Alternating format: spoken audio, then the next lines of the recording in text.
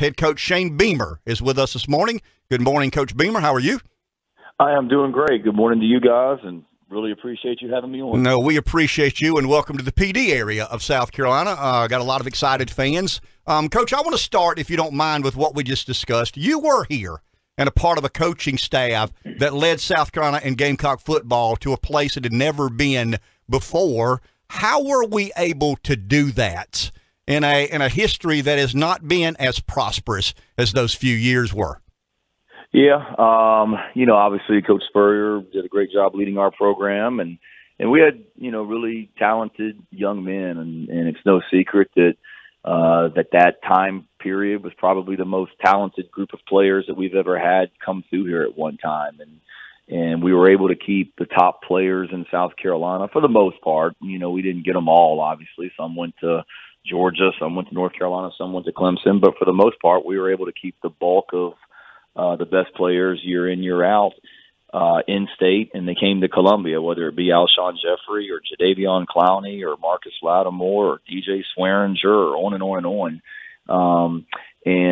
We've got to get back to doing that. And then, it's not just talent either. I mean, I look back at those teams, and there were just some phenomenal leaders on that team. When you talk about DJ Swearinger, when you talk about Connor Shaw, guys where Coach Spurrier obviously was the leader, but as far as running the team, I mean, you had the right guys in the locker room, the right kind of people in there, and we've got some great young men in our program right now, and we're continuing to try and recruit and find great players, and not just great players, but guys that love football and love to compete.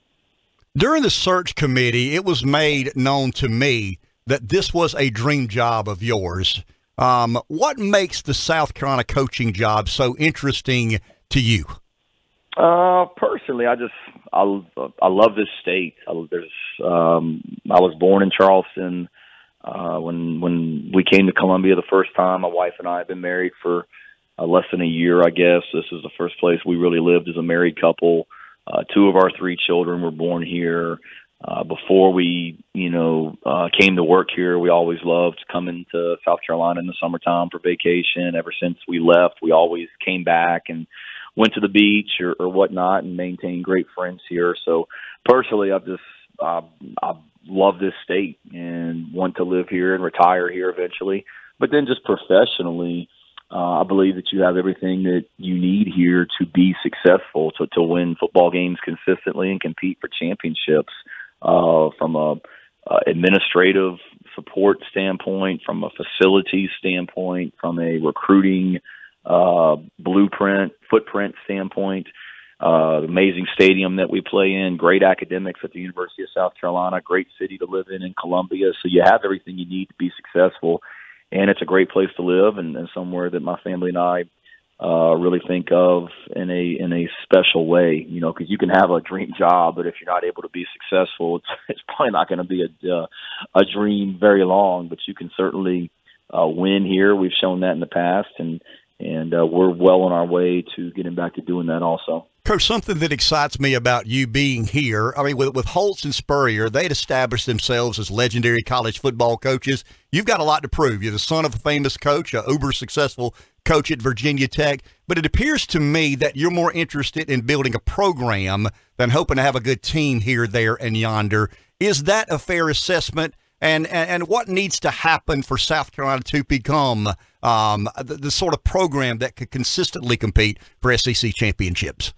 Yeah, no, it's a very fair assessment, and I agree. I'm not on the end of my career. I'm 44, but certainly from a coaching standpoint, still feel very young. And I want to coach here for the rest of my career. It's not like I came to South Carolina hoping we can win football games and then go get some other job out of it. It's the only place I want to be. And the biggest thing is you follow college athletics enough and understand the profession that it's hard to win year in, year out. I mean, you see teams that, there's ebbs and flows and ups and downs from year to year, and that's part of it. But we just need to get I feel like we do have the right people in the building from a coaching standpoint, support staff standpoint, administrative standpoint, and then just continue to recruit great players that want to be here, that love Carolina and love to compete, And you do that, you got all the resources here to be successful, and you'll be able to be consistent year in, year out, and have a program that is consistent and has long-term stability. Coach, how often do you talk to your dad, and what do you guys talk about? I'm not talking about personal conversations, son, father, but as it relates to you getting your first head coaching job, you've got an unbelievably valuable resource in your father, who South Carolina courted years and years and years ago, trying to convince him to come down to Columbia and be the head coach. But what sort of counseling has he offered to you, and how has that helped you prepare for this moment in time? He's good that I can pick up the phone and call him if I ever have a question about a situation. I mean, he took over a Virginia Tech program that had been struggling, and went 2-9 his first season and 3-8 his second season. But I was able to see up close and personal how he built that program up to where they were consistently able to win year in, year out and compete for championships. So it's always good to be able to pick his brain on that, along with the other coaches that I've worked for. I've been blessed to have worked for some great head coaches in my career. And, I think it's interesting. I think my dad's I've got 3 children, my wife and I do. My sister has 3 children. So sometimes I think he's more interested in being granddad than he is sounding board or football coach for me. But we talk, 1 or 2 times a week. He's been at every game this season except for the Georgia game. He'll be here this weekend for Troy. My mom will be in Knoxville next weekend for that game. So they plan on being at pretty much all of our games. And I'm able to catch up with him, late in the week.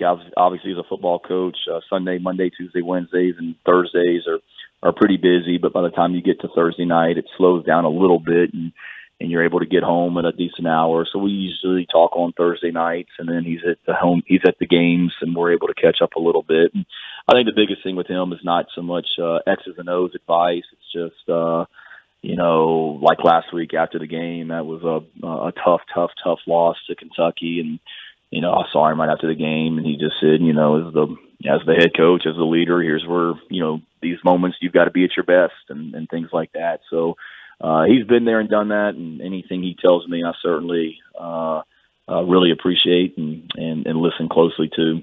I'm of the opinion, once again, careful with my opinions, but I'm of the opinion that a college football coach of today, to be successful, has to understand the business part of it. It's not just X's and O's and Jimmy's and Joe's. It's planning, recruiting, it's organizing visits. It's a lot of, it's a multifaceted, multi-million-dollar business today. Some coaches embrace that, some don't. What is your opinion of the evolution of being a head football coach at a major university, competing in what most of us believe is the toughest conference in America? In other words, we get the Saturday afternoon part of it. We get the game planning but obviously you are ultimately the CEO of a multi-million-dollar enterprise. No, you're exactly right, and I think that's changing more and more each and every year, and going more and more towards that CEO model, like you're talking about. I was talking to Lincoln Riley, the head coach at Oklahoma, who I worked for 3 years, a couple of weeks ago, and was telling him that now that I'm in this head coaching chair, just how much respect I have for him, that he was able to be the head coach at Oklahoma, and he's the offensive coordinator at Oklahoma, and he's the quarterback's coach. I mean, he doesn't have a quarterback's coach. He is the quarterback's coach. So to still be able to do all of those things at a high level is really impressive, because don't get me wrong, I'm heavily involved here as the head coach with special teams. I'm heavily involved with the defense. I'm heavily involved with the offense. I watch tons of video on the opponent, and I'm preparing for X's and O's from an X's and O's standpoint, preparing just like the offense, defense, and special teams coordinator does. But then there's just so much more when you're in the head coaching role, probably even more than I realized growing up the son of a head coach, that just comes across your desk each and every day, whether it be in your building, because it's not just the 100 players and the 10 assistant coaches. There's the weight room, there's the training room, there's the nutrition, there's character development, there's academics, there's media, just in your own building, and then outside the building with different things that come across your desk. And not to mention that these are 18, 19, and 20-year-old, 21-year-old young men that, just like any other 18, 19, and 20-year-old, are dealing with issues off the field and their college students, and just understanding that, and the conversations that I have with them in my office just about personal stuff. So there's a lot to it, but I love it. I embrace it.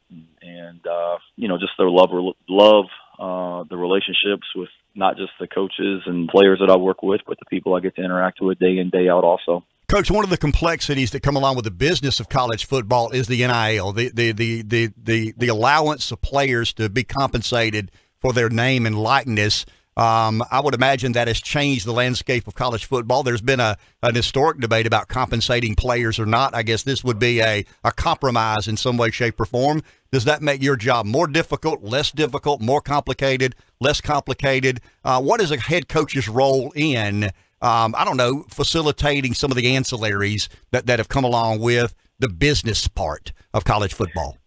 Yeah, no, it's a great question. Right now, and not to minimize it, but right now, to be honest with you, it hasn't been, I don't know if impactful is the word I'm looking for, but it hasn't been as much as maybe people thought it would be when it first went into effect. And I say that meaning so a lot of people, I think, felt like it was going to destroy locker rooms and be a distraction and things like that. And it is what it is. I mean, we want what's best for our players and want them to be able to have opportunities to, better their lives for sure as a student athlete at the University of South Carolina or Clemson or Coastal Carolina or wherever it may be. And I think it's still in the early stages. As far as my role, there's really nothing that I can do to facilitate any kind of agreements or deals with our student athletes and people outside. Certainly it'll be interesting as it goes more and more forward, how it impacts recruiting and different things at different schools. That's certainly something that everyone is keeping an eye on. But I'm proud of our guys. I mean, they've handled it the right way. The players on our team, the guys that do have different deals with places, have handled it the right way and haven't let it be a distraction. And I believe that our players realize that the best thing for them as individuals that are interested in anything, being able to capitalize on their name, image, and likeness, the best thing is to win football games. And the more we win football games, the more intriguing they're going to be to people outside that, do want to utilize them and their name, image, and likeness. So, I think it's still in the early stages, but hasn't been a huge issue for us, at least as a program, but certainly, probably a better question here a year or two down the line, and as we see how this thing goes. Last question. Appreciate your time. We're with head football coach Shane Beamer, University of South Carolina. They will play Troy at 3:30 tomorrow afternoon in Williams-Brice Stadium. I will be there as I always am. Coach, we have a loyal, intense fan base. I'm an unapologetic Gamecock. I have been there through the good days and the bad days, and to be honest with you, there have probably been more bad days than there have been good days. But that intense, loyal following is also, and I'll be a little bit of a country boy here, kind of a fragile bunch.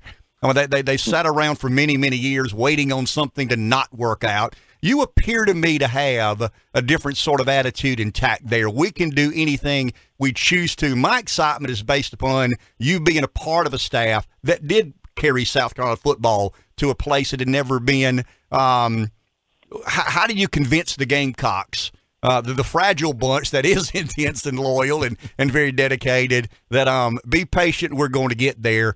Trust me on this one.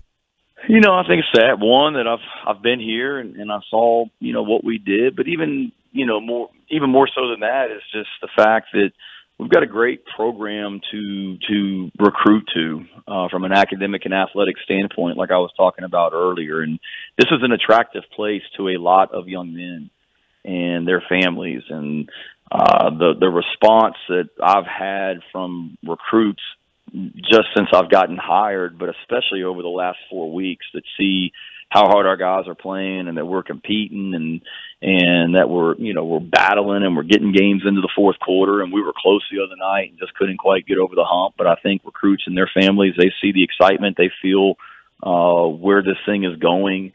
They're able to come to Williams-Brice Stadium, and that fan base that you're talking about, I'm so thankful for them, because that atmosphere in Williams-Brice Stadium last Saturday night was unbelievable. And so many recruits that were at that game that I've had conversations with this week on the phone that that's all they can talk about is just the atmosphere in the stadium. So that part's awesome, and we're getting there. You know, we're not far off, but we got some great young men in the program right now that are working their tails off to be successful, and we're not where we need to be yet, but we're going to get there, and working hard every single day like the rest of our program and giving everything that we have to make this program the program that it can be, and not just get back to where we were, but be better than we've ever been. And like I said at the beginning of the call, there's nowhere else I want to be, and nowhere else that I want to win, and we're going to get this thing done here. And you know, as I've told a lot of people, I'm not going to let them down, and I mean that. Coach, welcome back to South Carolina. We've got your back. Anything we can do to help, consider us an ally and a friend, and we're all pulling for you. And we know you're working hard trying to reestablish South Carolina to a time of which you were previously here. Thank you for your time this morning, and go Gamecocks. We'll see you tomorrow afternoon. Absolutely. Travel safe coming over, and thanks for all you do, and appreciate you having me on. Hope to do it again soon. Go Gamecocks. Thank you. Head football coach Shane Beamer, University of South Carolina.